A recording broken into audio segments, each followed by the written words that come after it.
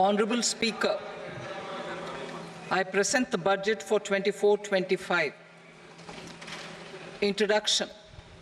The people of India have reposed their faith in the government led by Honorable Prime Minister Shri Narendra Modi and re-elected it for a historic third term under his leadership.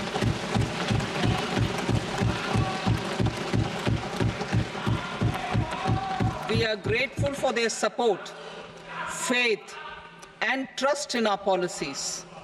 We are determined to ensure that all Indians, regardless of religion, caste, gender, and age, make substantial progress in realizing their life goals and aspirations.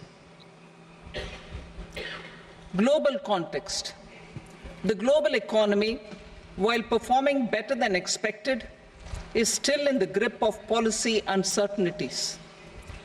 Elevated asset prices, political uncertainties, and shipping disruptions continue to pose significant downside risks for growth and upside risks to inflation.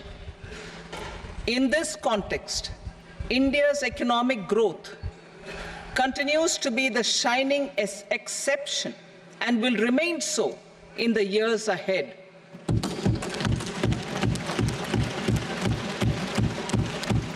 India's inflation continues to be low, stable, and moving towards the 4% target.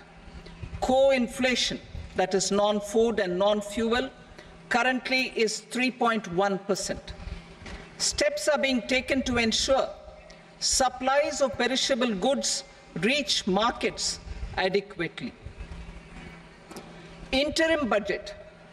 As mentioned in the interim budget, we need to focus on 4 major castes, namely the Garib, Mahilaye, Yuva, and Annadata, the poor, women, youth, and the farmer. For Annadata, we announced higher minimum support prices a month ago for all major crops, delivering on the promise of at least a 50% margin over costs. Pradhan Mantri Garib Kalyan Anna Yojana was extended for 5 years, benefiting more than 80 crore people. Administrative actions for approval and implementation of various schemes announced in the interim budget are well underway. The required allocations have been made. Budget theme. Turning attention to the full year and beyond in this budget, we particularly focus on employment, skilling, MSMEs, and the middle class.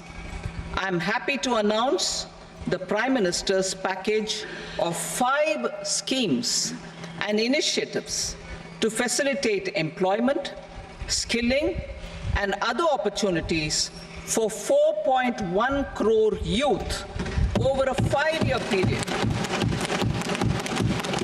with a central outlay of 2 lakh crore rupees. I will speak about them shortly, while more details may be seen in the annexure. This year, I've made a provision of 1.48 lakh rupees, 1.48 lakh crore rupees for education, employment, and skilling. Budget priorities. The people have given a unique opportunity to our government to take the country on the path of strong development and an all-round prosperity. In the interim budget, we promise to present a detailed roadmap for our pursuit of Vikasit Bharat. In line with the strategy set out in the interim budget, this budget envisages sustained efforts on the following 9 priorities for generating ample opportunities for all. Number 1, productivity and resilience in agriculture. Number 2, employment and skilling. Number 3, inclusive human resource development and social justice. 4, manufacturing and services. 5, urban development. 6, energy security. 7, infrastructure.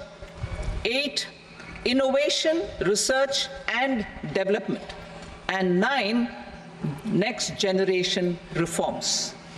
Subsequent budgets will build on these and add more priorities and actions. A more detailed formulation will be carried out as part of the economic policy framework about which I will speak later in this speech. This budget details some of the specific actions to be initiated in the current year towards fulfillment of these priorities, with potential for transformative changes. The budget also covers some of the previously made announcements with intent to strengthen them and step up their implementation for expediting our journey towards the goal of Vikasit Bharat. Priority 1, productivity and resilience in agriculture. Transforming agricultural research. Our government will undertake a comprehensive review of the agricultural research setup to bring the focus on raising productivity and developing climate-resilient varieties. Funding will be provided in challenge mode, including to the private sector. Domain experts, both from the government and outside, will oversee the conduct of such research. Release of new varieties. New 109 high-yielding and climate-resilient varieties of 32 field and horticultural crops will be released for cultivation by farmers. Natural farming. In the next 2 years, 1 crore farmers across the country will be initiated into natural farming, supported by certification and branding. Implementation will be through scientific institutions and willing gram panchayats. 10,000 need-based bio-input resource centers will be established. Missions for pulses and oil seeds. For achieving self-sufficiency in pulses and oil seeds, we will strengthen their production, storage, and marketing. As announced in the interim budget, a strategy is being put in place to achieve Atmanirbharta for oil seeds such as mustard, groundnut, sesame, soybean, and sunflower. Vegetable production and supply chains. Large-scale clusters for vegetable production will be developed closer to major consumption centers. We will promote farmer-producer organizations, cooperatives, and startups for vegetable supply chains, including for collection and storage and marketing. Digital public infrastructure for agriculture. Buoyed by the success of the pilot project, our government, in partnership with the states, will facilitate the implementation of the digital public infrastructure in agriculture for coverage of farmers and their lands in 3 years.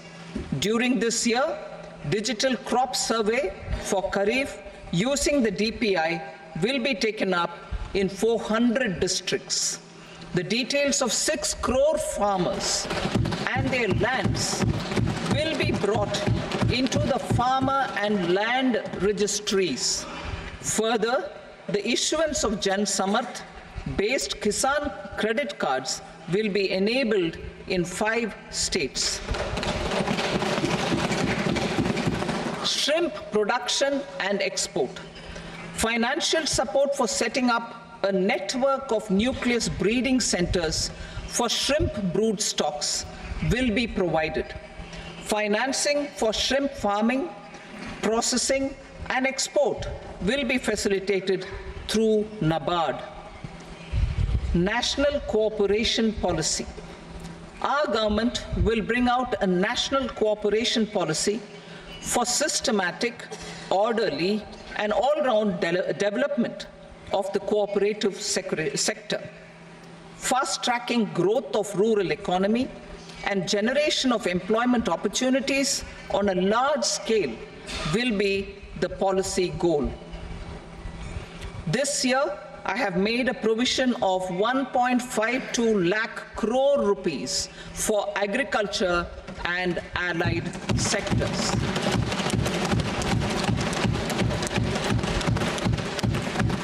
Priority 2, employment and skilling. Employment-linked incentive.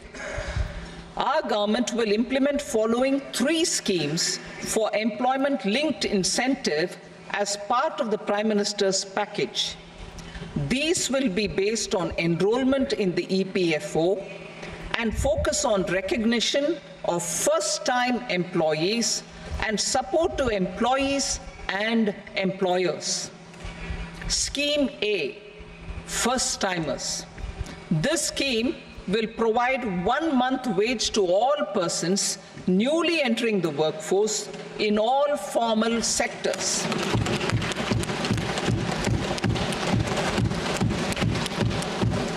Direct benefit transfer of 1 month's salary in 3 installments to first-time employees as registered in the EPFO will be up to 15,000 rupees. The eligibility limit will be a salary of 1 lakh per month. The scheme is expected to benefit 210 lakh youths.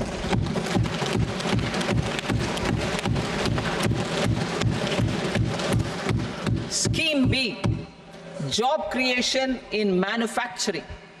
This scheme will incentivize additional employment in the manufacturing sector linked to the employment of first-time employees.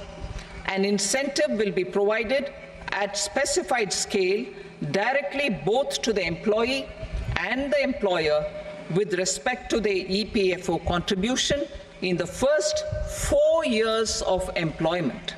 The scheme is expected to benefit 30 lakh youth entering employment and their employers.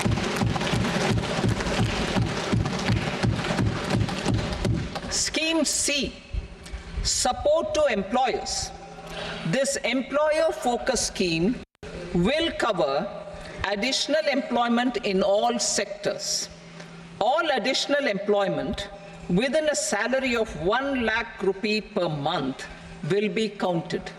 The government will reimburse to employers up to 3,000 rupees per month for 2 years towards the EPFO contribution for each additional employee. The scheme is expected to incentivize additional employment of 50 lakh persons.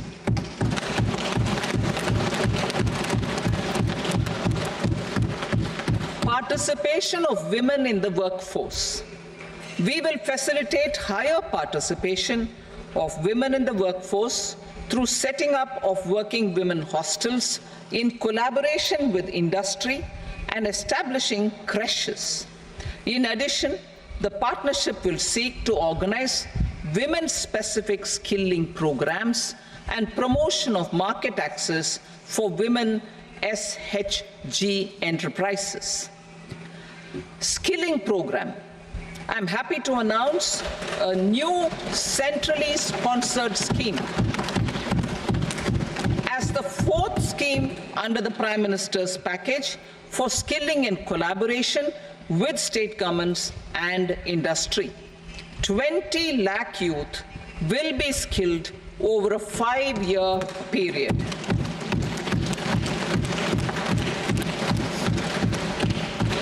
Thousand industrial training institutes will be upgraded in hub and spoke arrangements with outcome orientation. Course content and design will be aligned to the skill needs of industry, and new courses will be introduced for emerging needs. Skilling loans.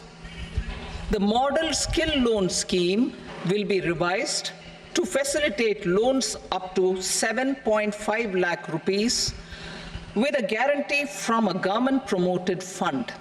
This measure is expected to help 25,000 students every year.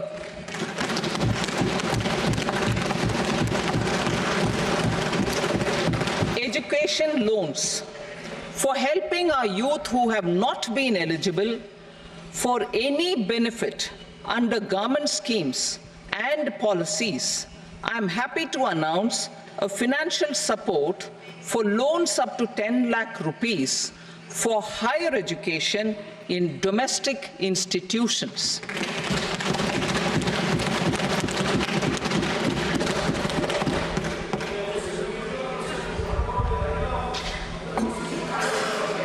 E-vouchers for this purpose. E-vouchers for this purpose will be given directly to 1 lakh students every year for annual interest subvention of 3% of the loan amount.